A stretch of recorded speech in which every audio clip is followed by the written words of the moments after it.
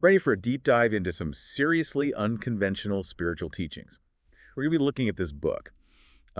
It's by a master who's really turning traditional ideas about religion and enlightenment on their head. What strikes me about this book is the directness. It's not about rules and rituals, it's about experiencing the divine firsthand. Yeah, it's like you get a peek behind the curtain of traditional religion and you find out the real secrets are somewhere else. Absolutely. And one of the things this book really emphasizes is going beyond those traditional religious practices. Things like pilgrimages, rituals, even scripture study. The book suggests these things can actually become distractions from enlightenment. It's like we're so busy checking off boxes, what we think spirituality should look like, that we miss the whole point. It's like there's a story in the book about this devotee. He spends 18 years walking around a sacred mountain as an act of devotion. But then he finds out he could have just taken a boat ride across the river for a few cents. Oh, wow. Talk about missing the forest for the trees. It really makes you wonder how much of spiritual practice is about connecting and how much is just going through the motions. And that's where the whole death of the ego thing comes in. The book argues that the ego keeps us trapped in this cycle of desire and separation from divine, always needing validation. So it's like the ego's just this voice in our heads. Look at me. Look how spiritual I am. Haven't I suffered enough?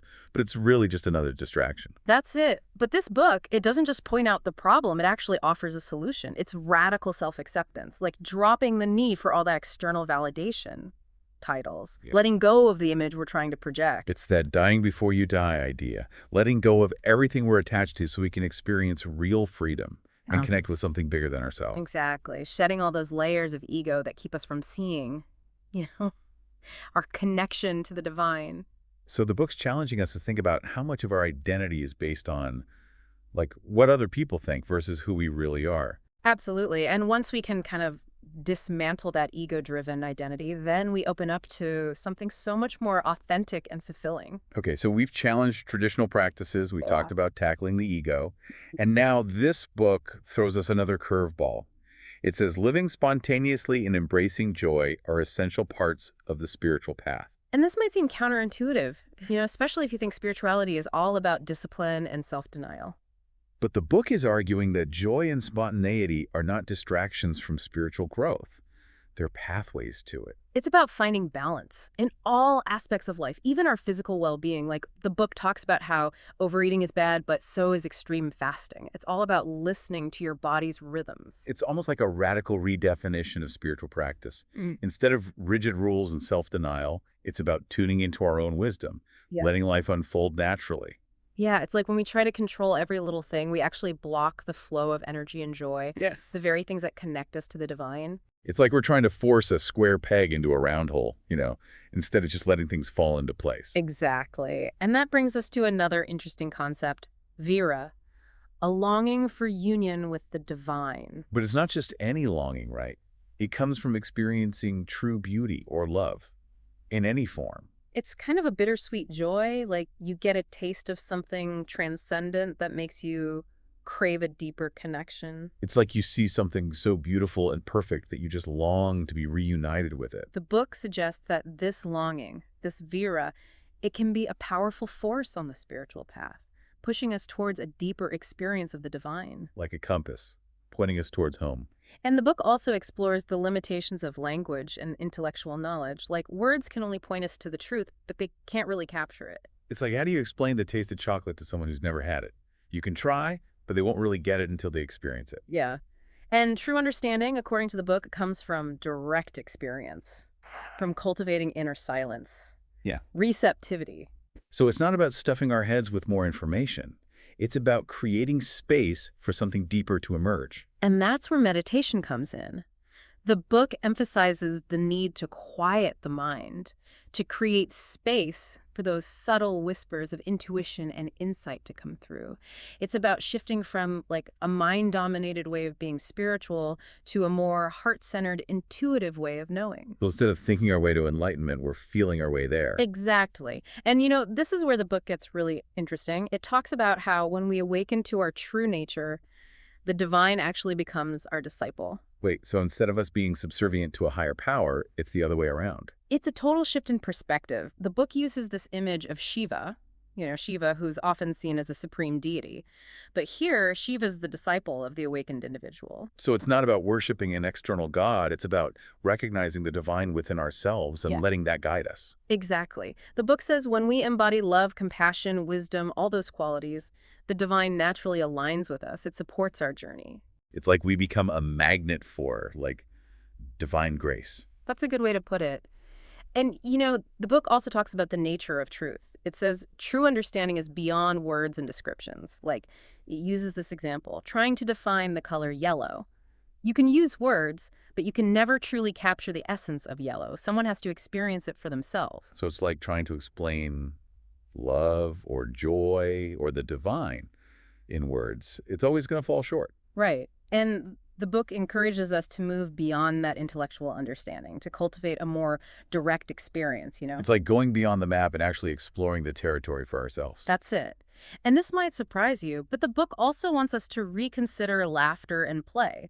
It says they're not distractions, they're actually integral parts of spiritual growth. So instead of approaching spirituality with this, like, serious, austere attitude, we can actually laugh our way to enlightenment. There's this great quote in the book. It says, "Laugh, play, make merry. Neither lust nor anger remain. Laugh, play, singing a song. Keep consciousness well-centered."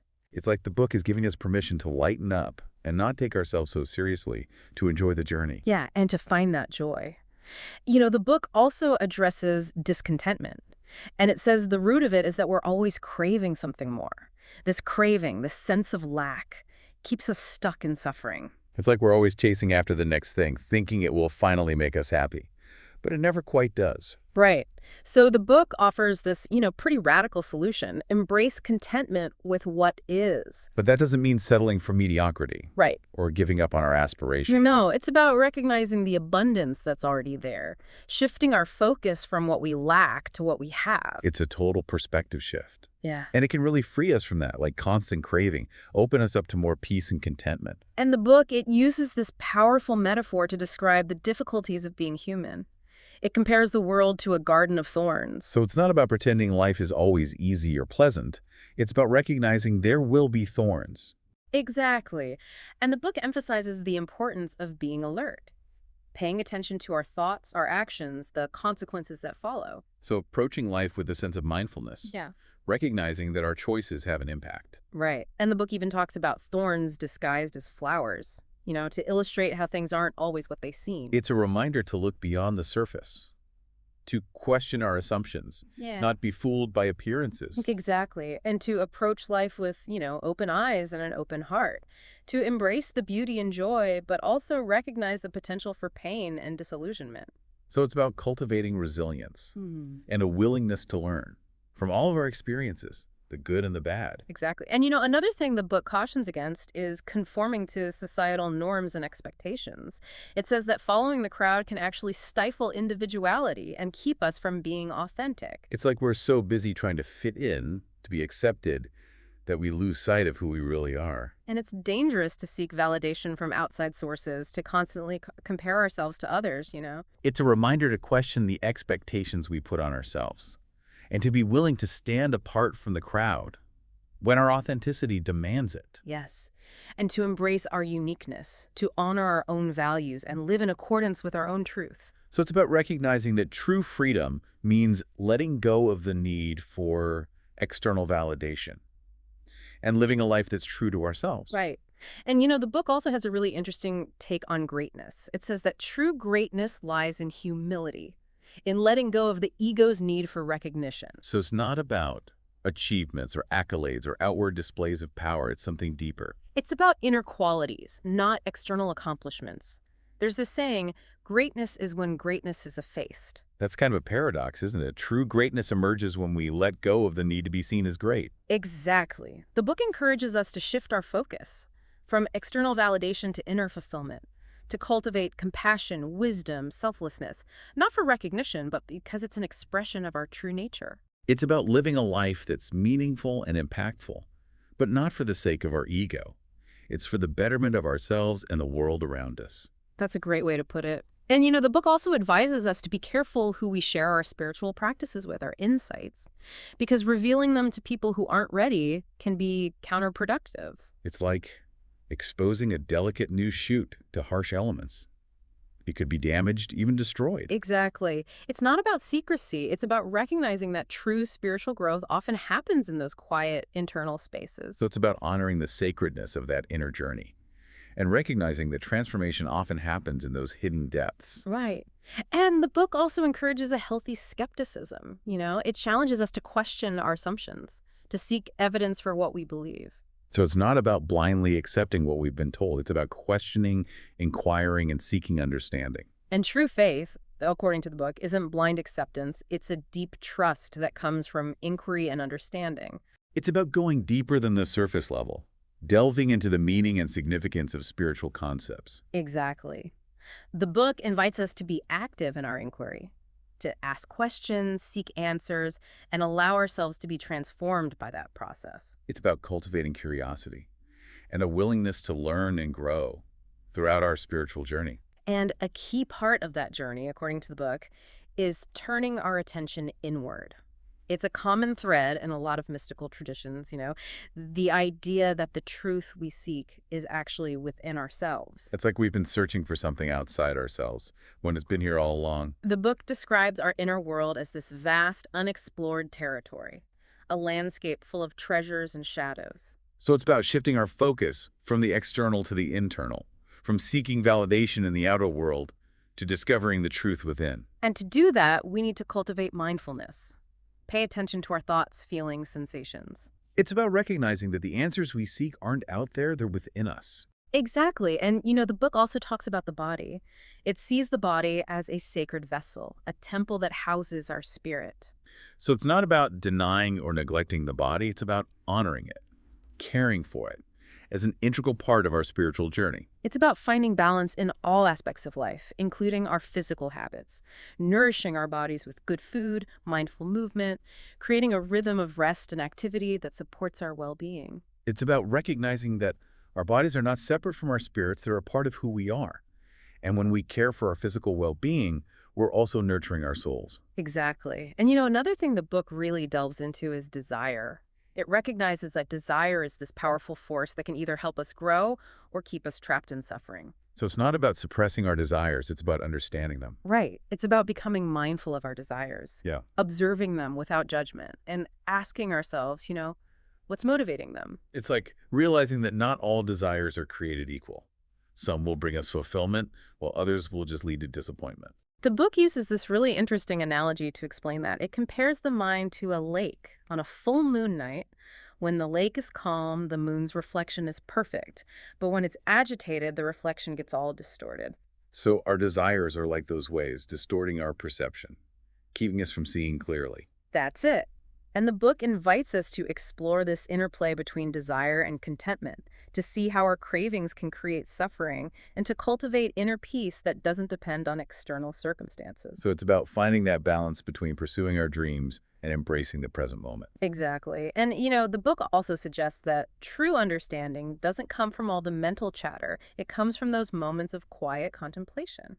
Like our minds are so busy, analyzing, planning, worrying, that we miss those subtle whispers of intuition and insight. So we need to cultivate stillness, whether it's through meditation, spending time in nature, or just creating moments of quiet in our day. It's about letting ourselves just be, releasing the need to always be doing or thinking, creating space for insights to emerge. There's this saying, mind doesn't move, breath becomes still. It points to that peace and clarity that comes when we quiet the mind, when we settle into the present moment. It's a good reminder that even amidst all the busyness, we need to create space for stillness. Because in those moments of quiet, we can connect with who we really are and access the wisdom that's within. And the book also has this interesting idea about the three worlds. It says that heaven, earth, and hell aren't separate places. They're actually states of consciousness. We experience them within ourselves. So it's not like a physical place you go to after you die. It's more like an internal state of being. Exactly. Like heaven is a state of joy, peace, connection to the divine.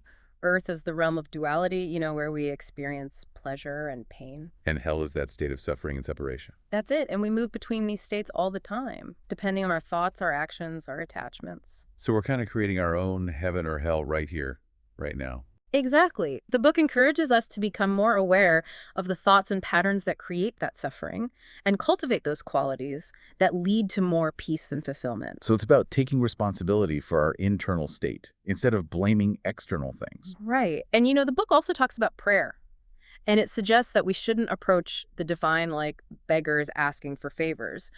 We should approach it with dignity, recognizing our inherent worthiness. It's about shifting from that transactional mindset to a more authentic relationship. Exactly. True fulfillment, the book argues, comes from aligning ourselves with the flow of life, allowing ourselves to be guided towards what's best for us. So it's about surrendering to something larger than ourselves instead of trying to control everything. Exactly. And, the book also talks about the power and limitations of language. It says words can express truth, but they can also obscure it, create illusions, perpetuate dogma. So we need to be careful how we use language, both internally and with others. Right. And ultimately, we need to move beyond words and concepts to cultivate a more direct experience of knowing. It's like the most profound truths can't really be captured in words. That's it. True understanding is embodied. It's expressed through our actions, how we live our lives. So it's not enough to just talk the talk. We have to walk the walk. Exactly. Our actions should reflect the truths that we hold dear. It's about putting our knowledge into practice, aligning our lives with our values. Right. And the book also recognizes that the mind can be both our greatest ally and our worst enemy. It's like a wild horse. You need to tame it. That's a good analogy, because when the mind is undisciplined, it can run wild with negative thoughts, anxieties, self-doubt. But when we train it, through practices like meditation, we can harness its power. So it's about remembering that we're not our thoughts. Yeah. We have the power to choose which thoughts we pay attention to. And by cultivating a more mindful relationship with our minds, we can find more peace, clarity, and freedom. Exactly. And the book also emphasizes the importance of listening to our bodies, honoring their wisdom. So tuning into our body's cues about hunger, sleep, all of that. Right. Recognizing that our bodies have an intelligence that knows what we need to thrive. It's a reminder to treat our bodies with respect, with compassion. They're partners in our spiritual journey, not something to be ignored or punished. And, the book also talks about cultivating a deep sensitivity, not just to our bodies, but to the world around us.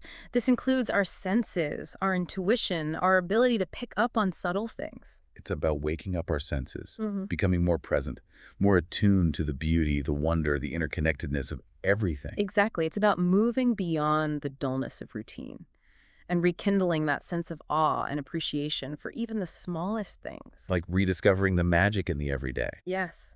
And finally, the book offers this beautiful vision of love, not just as an emotion, but as a fundamental force that connects us to the divine. So love is more than just a feeling. It's a pathway to a deeper spiritual experience.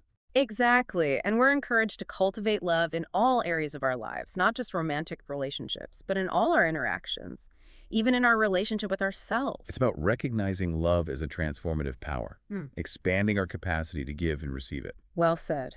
We've covered so much ground in this deep dive, and I hope it's been thought-provoking for our listeners. Me too. This book has so much to offer.